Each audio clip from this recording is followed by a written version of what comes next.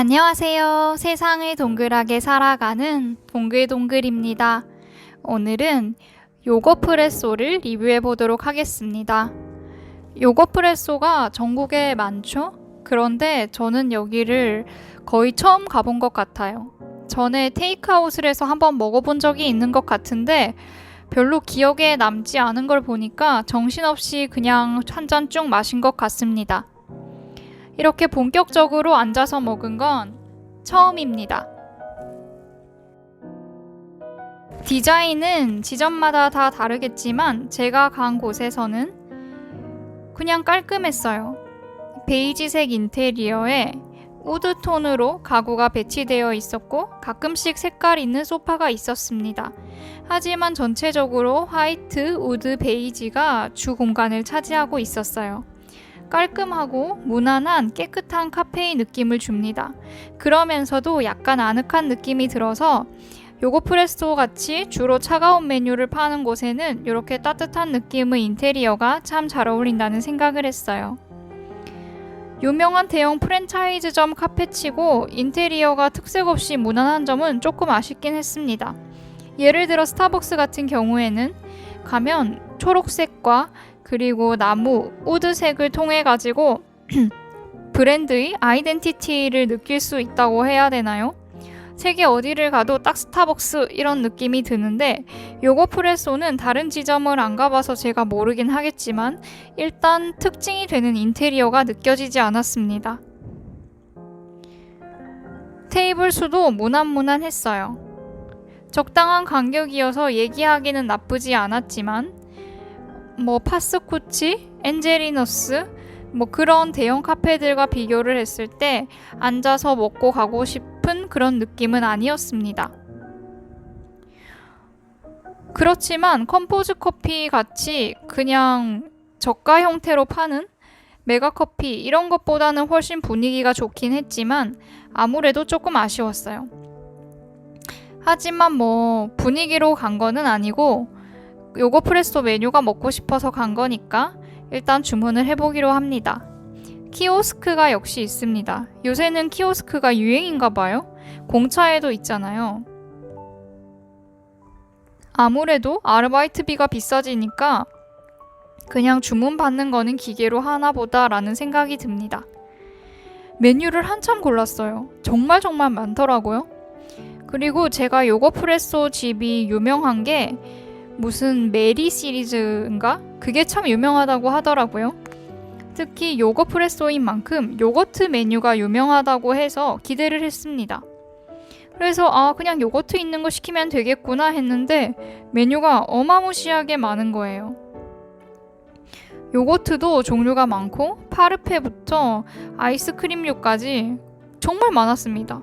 그것도 요거트 아이스크림이 또 있어요. 도대체 뭘 해야 되나 이런 생각이 들었습니다. 그리고 신메뉴들도 많았어요. 시즌 한정 메뉴까지 있어가지고 진짜 메뉴 고르는데 아주 힘이 듭니다. 저처럼 결정장애 있는 분들은 미리미리 조금 보고 가는 것도 좋은 방법인 듯 합니다. 만약 뒷자리에 사람이 있었으면은 저는 키오스크에서 제대로 못 고르고 먼저 고르세요라고 했을 것 같아요. 그래도 다행히 사진으로 나와 있기 때문에 조금 고르기가 수월해지기는 합니다. 요거프레소 시그니처 메뉴가 메리 딸기라고 하네요. 저는 그게 뭔지 잘 모르겠어가지고 고민을 하다가 요거트 쉐이크 위에 치즈케이크 조각이 올려져 있는 딸기 요거트 쉐이크 치즈 파르페인가? 이름이 기억이 안 나요. 그래서 제가 다시 찾으려고 하는데 그래도 안 보입니다. 이게 대체 제가 뭘 시켰는지 알 수가 없어요. 메리 시리즈는 아니었던 것 같거든요. 딸기 요거트 스무디가 아닌가 싶기는 한데 치즈가 이름에 들어가 있었거든요.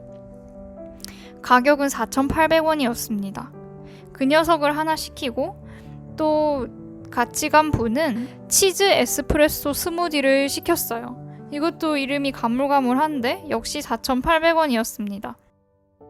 오늘 회사에서 너무 많이 먹어가지고 도저히 메리 시리즈는 시키지 못했습니다. 메리 시리즈 중에 그 마카롱이 있는 시리즈가 있었는데 그게 참 먹음직스러워 보이더라고요.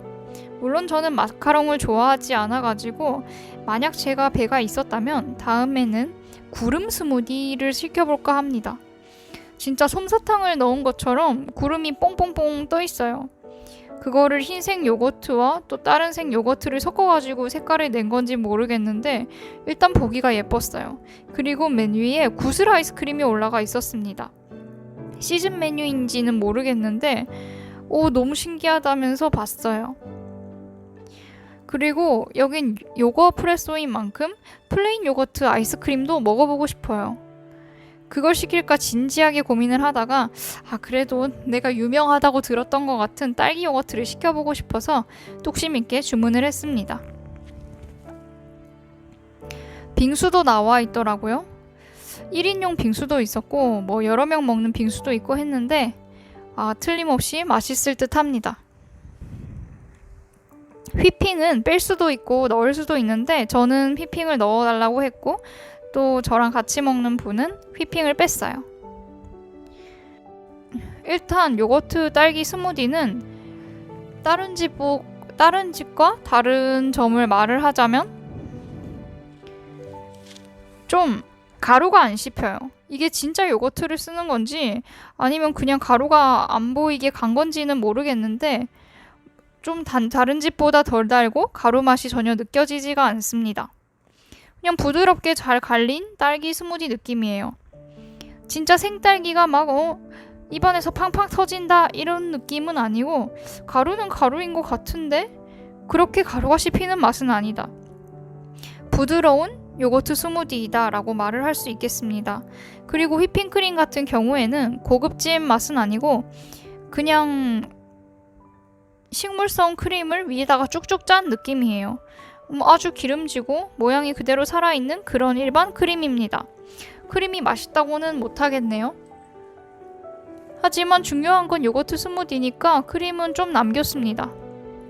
그리고 위에는 냉동 딸기를 쏭쏭 썰어가지고 올려주는데 양이 많지는 않고 그냥 데코 수준입니다. 상큼하게 잘 먹었어요. 확실히 아까도 말씀드렸지만 메가커피 또 뭐 백다방 이런데 가루를 쓴 요거트 스무디랑은 좀 다릅니다. 그리고 제 앞에 있는 분의 에스프레소 스무디도 뺏어 먹어봤는데 그냥 에스프레소를 스무디화 시켜서 갈았더라고요. 적당히 쌉소름하니 질리지 않고 먹을 수가 있었어요. 달기는 영 못했지만 쌉소름해가지고 먹는 맛이 좋았습니다. 그리고 치즈랑 잘 어울려요. 치즈케이크랑 커피랑 마시면 맛있잖아요? 그것처럼 치즈케이크 먹고 에스프레소 스무디 빨아먹고 하니까 합이 좋았습니다. 부드러웠어요. 느끼함을 잡아줍니다. 뭐 애초에 치즈 큐브가 많진 않아서 느끼할 것도 없지만은 그래도 맛있었어요. 지금은 설빙에 가면 이 아이스 큐브를 많이 볼 수 있는데 이때 요거 프레소가 처음 나올 때만 해도 치즈 큐브 아이스 케이크가 막 그렇게 흥행하지 않았을 때라서 정말 하나하나 소중하게 아껴가면서 맛있게 먹었을 것 같아요. 딸기 스무디도 맛있었지만 에스프레소도 나쁘지 않았습니다. 하지만 전 여기 온다면 또 요거트류를 시킬 것 같기는 해요. 다음에는 꼭 플레인 요거트 스무디를 먹어보겠습니다. 그걸 고를까 엄청 고민을 하다가 이걸 골랐으니 이걸 먹어봤으니까 다음에는 플레인 요거트로 순수한 요거프레소만의 요거트 맛을 즐기고 싶습니다. 빨대도 요거트를 잘 퍼먹을 수 있도록 끝이 퍼먹을 수 있는 스푼 빨대를 줘요. 요것도 참 배려있다는 생각이 들었습니다. 요즘은 환경을 보호한다고 스타벅스도 그렇고 종이 빨대를 많이 쓰잖아요.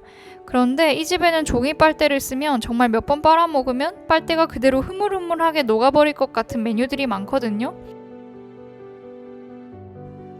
전체적인 평을 해보겠습니다. 딸기 요거트 치즈 스무디 맛평 4점, 그리고 에스프레소 치즈 스무디 맛평 3.9, 분위기평 3.6, 친절도평 5, 위생평 5점을 드리겠습니다.